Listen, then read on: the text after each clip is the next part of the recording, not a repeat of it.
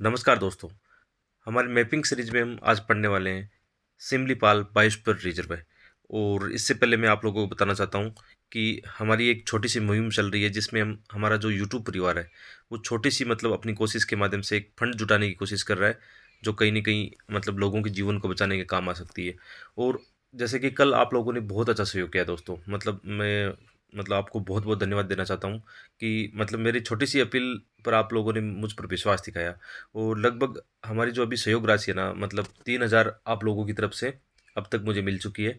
और इसमें 1100 रुपये मैंने ऐड कर दिए हैं। तो मान के चलो कि अभी हमारे पास लगभग 4100 रुपये हो चुके हैं ना। तो मेरी कोशिश है कि एक दो दिन और आज और कल ये मुहिम हम जारी रखेंगे। जो भी फंड हमारे पास कलेक्शन हो पाता है ना, फिर एक साथ इस फंड को मैं कल ही जिला कलेक्टर या उनकी जो ऑनलाइन जो कोशिश है उसमें ट्रांसफ़र कर दिया जाएगा। और आप लोगों को इसका सबूत भी मैं यहाँ पे अपने लेसन में डाल दूंगा, ठीक है। तो बिल्कुल विश्वास बनाए रखना कि हमारी जो 50-100 रुपये छोटी छोटी कोशिश है ना यार, कहीं ना कहीं थोड़ी बहुत भी हम लोगों के जीवन को बचाने में यदि योगदान दे पाए तो अच्छी बात है। और यही होना चाहिए, मानव धर्म हमारा यही कहता है, ठीक है। तो आप बिल्कुल विश्वास बनाए रखना कि ये पैसा कहीं गलत यूज में नहीं लिया जाएगा, ठीक है। तो आज हम ये सिमलीपाल बायोस्फीयर रिजर्व पढ़ेंगे, जिसमें देखो इसकी जो बायोस्फीयर की स्थापना है 1994 में हुई है, ठीक है। और ये उड़ीसा में लोकेटेड है। कहाँ पे, इस मैप में देखना आप, ठीक है। यहाँ पे उड़ीसा का जो मैप है ना, और यहाँ पे इसकी लोकेशन है, ठीक है। और बाकी आप भी थोड़ी थोड़ी मैपिंग करा करो ना, जैसे इंडिया के मैप में देखकर इनकी जितने भी नेशनल पार्क है, टाइगर रिजर्व, इनकी मैपिंग जरूर करा करो थोड़ी थोड़ी। मैं आपको एक दिशा निर्देश दे सकता हूँ कि आप जो न्यू एस्पिरेंट है अभी छोटे बच्चे हैं जो जिनको भी 2-3 साल बाद में एग्जाम देनी है, तो उनको तो और ज़्यादा मेहनत करनी है अभी से ना। बाकी जो इस साल एग्जाम दे रहा है तो उनके लिए भी ये सीरीज बहुत ही लाभदायक है, क्योंकि आपको छोटे से लेसन में आप जल्दी से इन पीडीएफ को भी रिवाइज कर सकते हो। आप जानते हो पीडीएफ आपको हमारे टेलीग्राम चैनल पर मिल जाएगी, और आराम से आप वहाँ से डाउनलोड करके इजी रिवीजन भी कर सकते हो। और यहाँ से आपको 2-4-5 क्वेश्चन पक्का मिलेंगे, क्योंकि क्वेश्चन जो आपने देखे हैं यूपीएससी प्री में कैसे आते हैं, कौन से जीव जंतु है, कहाँ पे है, कौन से नेशनल पार्क में, कौन से टाइगर रिजर्व में, कहाँ, ऐसे क्वेश्चन बहुत सारे आए हैं, ठीक है। तो बहुत इंपॉर्टेंट हो सकता है। और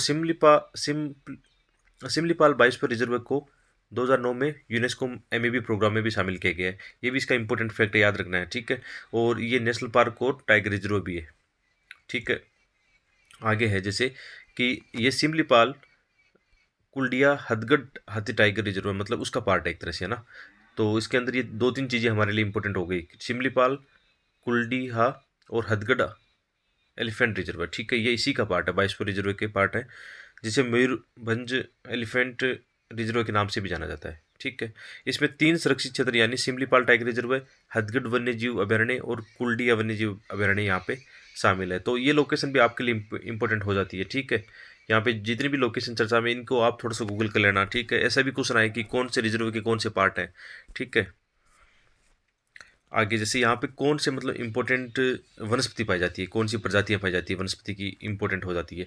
तो सिमलीपाल में लगभग 1,000 चिंतर फूलों की प्रजातियाँ और ऑर्किड की प्रजातियाँ यहाँ पे बहुत ज़्यादा पाई जाती है। और यदि वनस्पति की बात करें, यूपीएससी यहाँ से जो क्वेश्चन उठाता है कि इस कौन सा रिजर्व में कौन से वन पाए जाते हैं, तो यहाँ पे उष्णकटिबंधीय अर्धसदाबहार वन और उष्णकटिबंधीय नम पर्णपाती वन, इसके अलावा शुष्क पर्णपाती पहाड़ी वन भी यहाँ पे पाए जाते हैं, और विशाल घास के मैदान भी है। आप इनको थोड़ा सा इंग्लिश में भी देख सकते हो, इंग्लिश मीडियम वालों के लिए प्रॉब्लम ज़्यादा नहीं हो तो यहाँ पे देखो। यहाँ पे डेसिडियस फॉरेस्ट इको रीजन भी है। इसके अलावा tropical moist broad leaf forest और ट्रॉपिकल मॉइस्ट डेसिडियस फॉरेस्ट भी यहाँ पे पाए जाते हैं। इसके अलावा ड्राई डेसिडस हिल फॉरेस्ट भी यहाँ पे इंपॉर्टेंट हो जाते हैं। इसके अलावा यहाँ पे साल जो फॉरेस्ट है, साल के जो वन है बहुत ज़्यादा यहाँ पे पाए जाते हैं, इंपॉर्टेंट हो जाता है। इसके अलावा 2 इंडेमिक आर्किड प्रजातियाँ एरिया मेगा सनीनेनिस और तेनिया हुकेरियाना, ये नाम तो याद नहीं रखना है, लेकिन आजकल आप जानते हो ना कि कौन सी पश्चिमी घाट में, पूर्वी घाट में ऐसी कोई एंडेमिक प्रजाति है, उसके बारे में यूपीएससी 1-2 क्वेश्चन पूछ लेता है। तो थोड़ा बहुत यहाँ पे आपको ध्यान में हो तो आप इसको इजीली एलिमिनेट कर सकते हो क्वेश्चन में, ठीक है। बाकी आप इस स्लाइड को या तो वीडियो को पॉज करके भी थोड़ा पढ़ लेना। कुछ यदि आप नोट्स बनाते हो तो नोट्स बना सकते हो, कोई दिक्कत नहीं है। अदरवाइज आप एक साथ जो पीडीएफ है वो डाउनलोड कर लेना, अपनी आजकल ऑनलाइन डाटा रखते हो, आजकल जो न्यू एस्पिरेंट है वो अपनी ऑनलाइन ही फाइल और नोट्स बनाते हैं, तो आपके लिए इंपॉर्टेंट चीज़ें हैं ये, ठीक है। इसके अलावा यहाँ पे इंपॉर्टेंट जीव जंतु कौन से हैं, तो यहाँ पे इंपॉर्टेंट जीव जंतुओं में एक तो एशियन एलिफेंट इंपॉर्टेंट है, ठीक है। इसके अलावा एक मगर क्रोकोडाइल, ये भी यहाँ पे बहुत इंपॉर्टेंट यहाँ का, मतलब इसको यहाँ पे बचाने के लिए भी काफ़ी ज़्यादा प्रयास किए जा रहे हैं। इसके अलावा यहाँ पे रॉयल बंगाल टाइगर भी पाया जाता है, ठीक है। इसके अलावा लियोपार्ड लियोपार्ड वगैरह, एशियन एलिफेंट हो गया, सांबर, बार्किंग डियर, गोर, जंगली कैट, वाइल्ड बोर, मतलब इसके अलावा चौसिंगा, मतलब जो 4 सिंग वाला जो हिरन होता है। इसके अलावा जो बड़ी गिलहरी है यहाँ पे, कोमल लंगूर है, बहुत सारी मतलब यहाँ पे प्रजातियाँ पाई जाती है, ठीक है। सभी तो याद नहीं रहती है, लेकिन जो इम्पोर्टेंट होती है कि उसी क्षेत्र में पाई जाती है या किसी कारण उनको इंडेंजर या आयुष्मान की रेड लिस्ट में चर्चा में रहती है, ऐसे कुछ ना सकता है। तो आप इनको बिल्कुल पॉज करना और पढ़ना, मतलब सब भी इंपॉर्टेंट नहीं है, लेकिन कुछ कुछ चीज़ें इंपॉर्टेंट होती है यहाँ पे।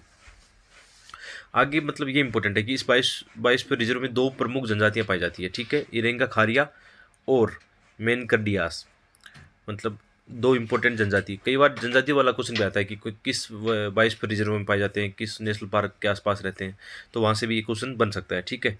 और मतलब इन जनजातियों का प्रमुख जो व्यवसाय है ना, कृषि गतिविधियाँ इनकी, और जैसे बीज और लकड़ियों का संग्रहण करना इनका प्रमुख मतलब व्यवसाय है, एक तरह से कार्य है। और इसके अलावा रिवर और माउंटेन भी इम्पोर्टेंट है। आप जानते हो कि प्री में कैसे क्वेश्चन आते हैं कि किसी मतलब बायोस्फीयर रिजर्व या नेशनल पार्क को मिलान करवाएंगे किसके साथ में, किसी नदी के साथ में या किसी पहाड़ी के साथ, पर्वत के साथ में। तो ऐसे क्वेश्चन भी आते हैं कि इसमें मतलब हाईएस्ट जो पीक है यहाँ पे सिमलीपाल हिल रेंज में, नाम उसका खैरी बारू, ठीक है, खैरी बारू नाम है यहाँ पे, ये ध्यान रखना है, खारी बारू जो भी नाम है ऐसा आप देखना इसको। इसके अलावा प्रमुख नदियाँ जो है यहाँ पे बैतरणी, स्वर्णरेखा और यहाँ पे बुद्धबलंगा, ऐसी मतलब 3 यहाँ पे रिवर इंपॉर्टेंट हो गई। तो ये नदियाँ भी आपको ध्यान में रखनी है, ठीक है। पहाड़ी और नदियाँ ये ध्यान में रखनी चाहिए, कौन सी चोटी यहाँ पे है, तो ऐसे क्वेश्चन भी आ सकते हैं। तो मतलब ये हमारा छोटा सा लेसन है।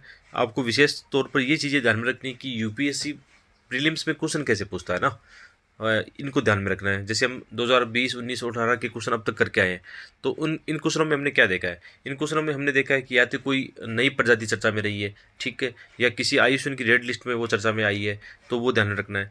या मतलब ऐसा हो सकता है कि कोई पहाड़ी या नदियों को मिलान करके क्वेश्चन पूछ रहा है, तो सिंपल सिंपल तरीके से जो यूपीसी क्वेश्चन पूछता है। एक क्वेश्चन मेनली इनका रहता है, जैसे कोई भी वनस्पति है, जैसे अभी हम वनस्पति पढ़ के आए हैं, ठीक है, तो इनका ये रहता है कि जैसे कोई भी एक अभयारण्य का या इसका बायोस्फीयर का नाम देगा, और उसमें ये पूछ सकता है कि इस टाइप की वनस्पति कहाँ कहाँ पाई जाती है, जैसे 3-4 वनस्पति का नाम डाल देगा उसमें ना, और उसमें फिर स्टेटमेंट में बनाएगा कोई, तो मतलब नॉर्थ वाला देगा या नॉर्थ ईस्ट का देगा। तो आपको ये पता होना चाहिए कि किस जोन में है ये अभयारण्य, किस जोन में, ये सबसे इंपॉर्टेंट है कि किस क्लाइमेटिक जोन में है। तो आप उसको एलिमिनेट करने में आपके लिए आसानी होगी कि ये शीतोष्ण क्लाइमेट में या उष्ण क्लाइमेट में या उपोष्ण क्लाइमेट में, मतलब यहाँ ज़्यादा वर्षा होती है, तापमान ज़्यादा है, तो उसके हिसाब से आप इजीली मतलब जो भी आपका माइंड आप अप्लाइड करके उस क्वेश्चन को कर सकते हो। तो आसान भाषा में यही है कि मतलब इन चीज़ों का आप बार बार रिवाइज करना, थोड़ी सी मैपिंग खुद से भी करने की कोशिश करना, तो इजीली आपका कवर हो जाएगा।